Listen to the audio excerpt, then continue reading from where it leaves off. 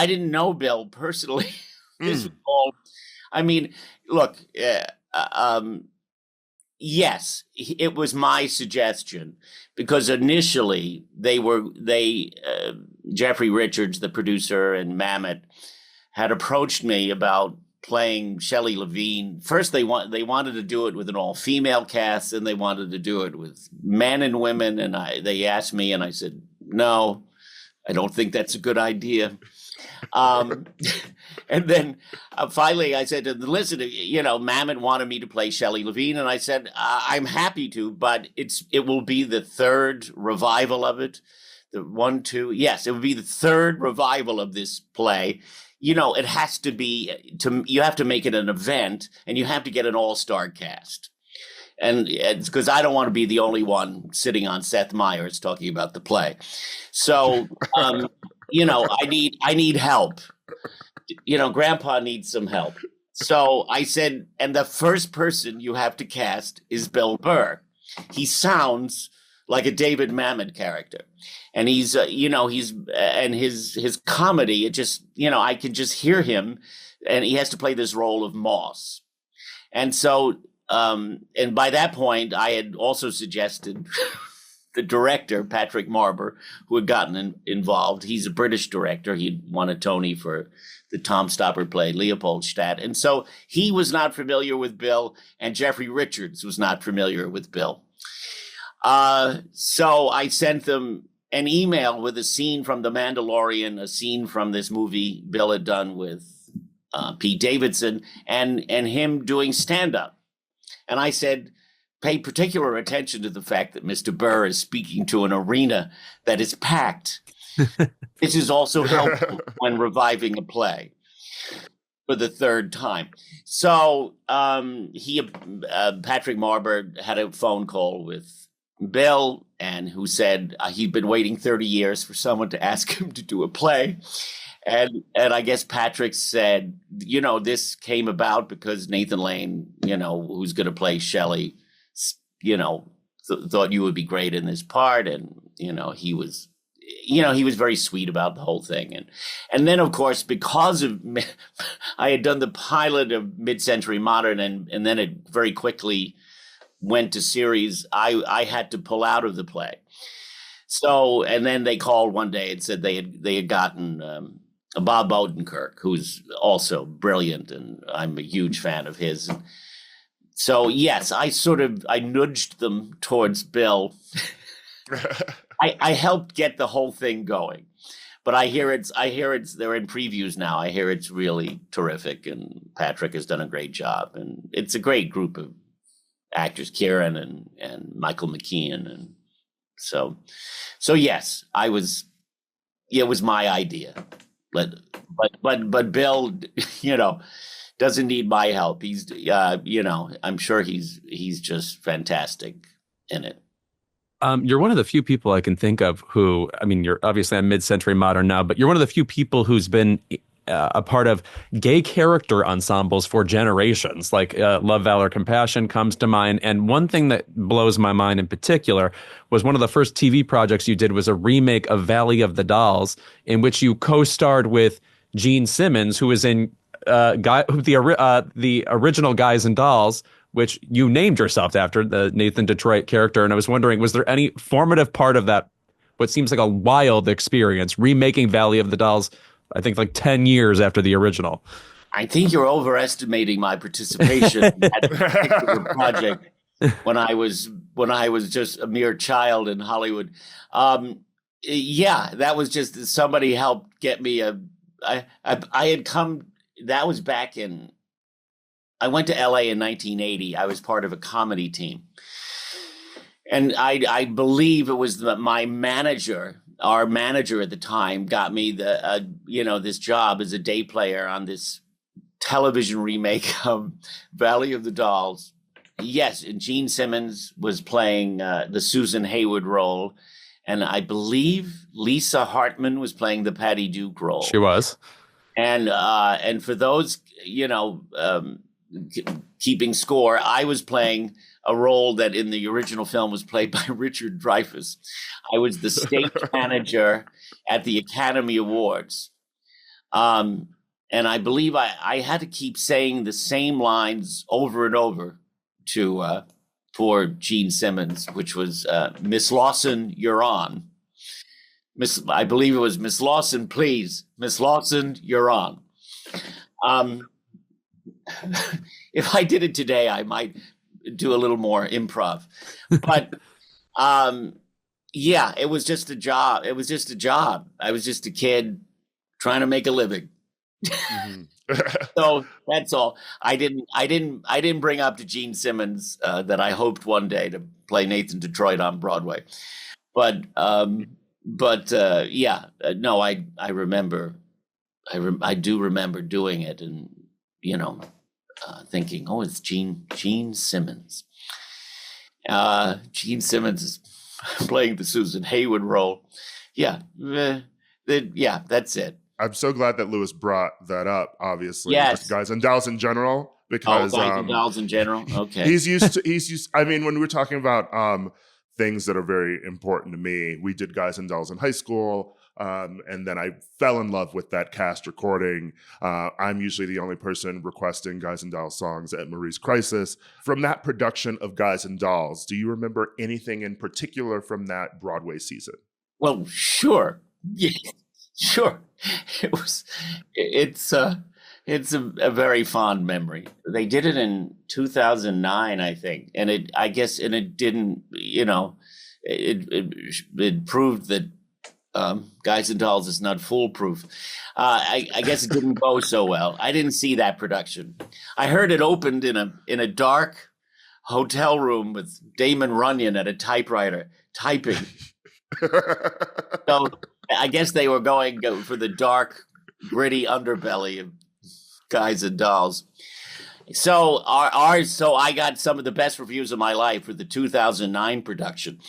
It was 1992 production took on a very golden hue because of that production. I think it's brought up more than the original 1950 production. People are still around who remember it, but it was what I remember is that it hadn't been done in a long time. It was done in late 70s. I had seen that production. It was directed by Abe Burrows, who wrote the book. The Motown version, yes? Yes, the Motown version, which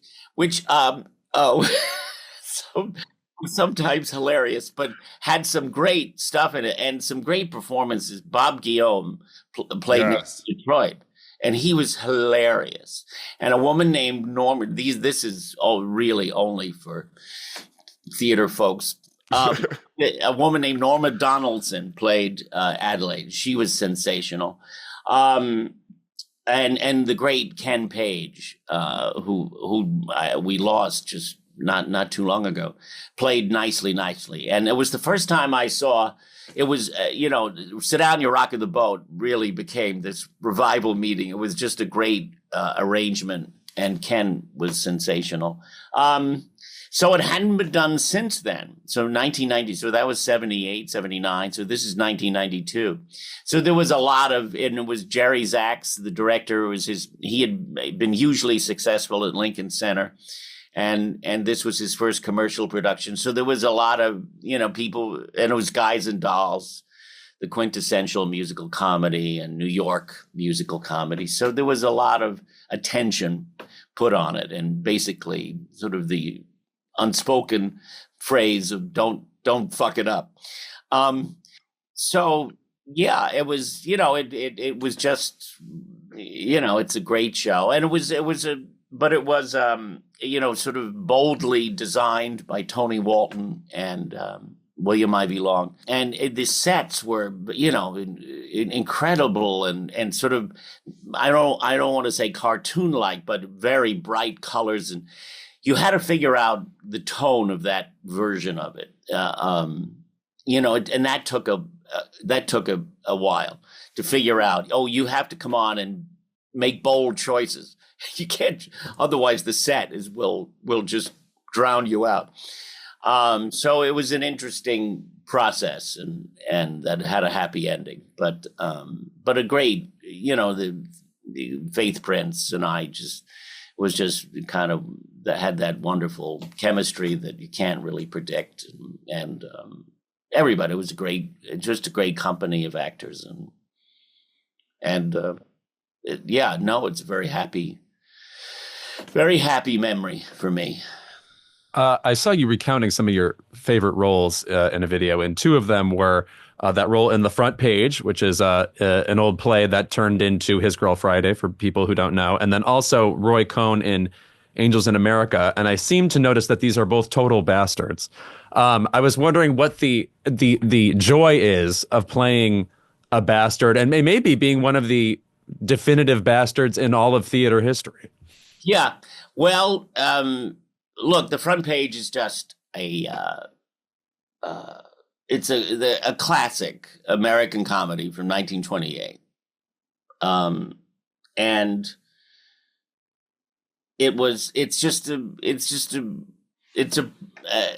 as I think I referred to it as a glorious piece of machinery. It's just a brilliant setup, and it was written in 1928, so that it was a period where they did 3-act plays. People weren't in a rush to get home or check their phones. People could take a little bit of exposition, and they were, and you could take your time in setting something up and then adding the complications, and then it all pays off in the third act. So that character of Walter Burns, who is, will do anything to get the story. And when those characters who are so driven, they're great fun to play, because it's just what you will do anything to get what you want. It's pretty clear what you want in a scene if you're playing Walter Burns. And and I just wanted to, this is only of interest to theater people, but I wanted to be the guy who said the last line of the play is one of the most famous lines in theater, which is, he says, "The son of a bitch stole my watch," which is a payoff to him in what seems like a sentimental gesture, giving his the hero of the play, Hildy Johnson, his star reporter, he gives him his watch, and when everything has been repaired and and resolved, and because he's getting married, and then he calls his assistant at the office and wants him arrested. He wants him because he doesn't ever want to lose him as a reporter. He's leaving reporting, and so he calls and has him arrested. And he says the last line is, "The son of a bitch stole my watch." So, the joy of hearing an audience who were either knew what was coming or didn't know what was coming and were sort of horrified by what I was doing, and then how that line lands. If you've spent an evening watching this story, that he does this thing, you think maybe he is a human being for a minute, and then you realize, no, he's doing this to manipulate the situation, and he's going to have the guy arrested. It was thrilling to hear an audience discover it or enjoy it again. And it would always bring the house down. So, I wanted to, it's just why they're just fun to play. He's, because he's just so, passionate about his job. He's not a nice guy. He's not a nice guy at all.